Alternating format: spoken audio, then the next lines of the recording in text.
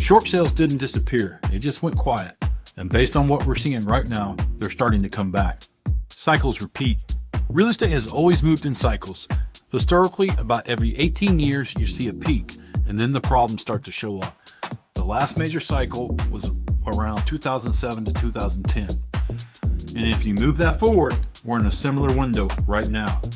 Peak, decline, distress.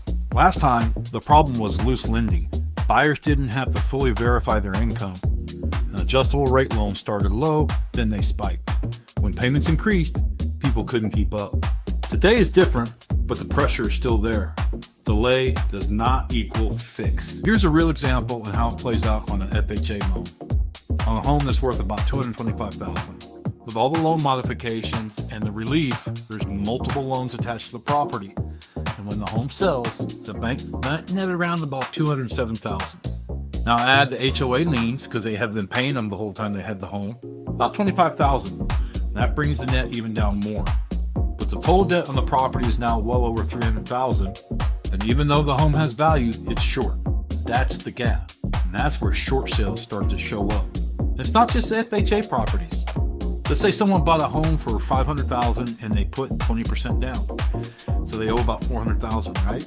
And at first it looks like they have equity, but then they fall behind and the fees start to add up. Now they owe more than about $425,000, and at the same time, home values drop. After costs to sell, the bank only net around $414,000. Now there's a gap again. If the seller can't bring money to closing, it becomes a short sale. In this scenario, equity can disappear quickly.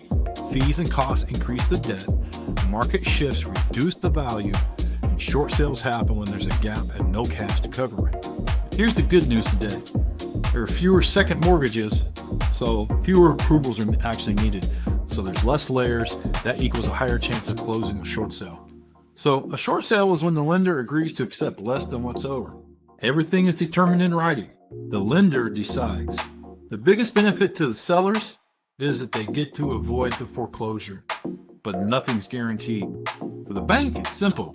That's called loss mitigation. Short sales aren't a shortcut. They're not guaranteed, but in the right situation, they can be a solution. And the key is understanding your numbers before you make a decision. If you want to figure out where you stand, there's a link below in the description, and you can start the process.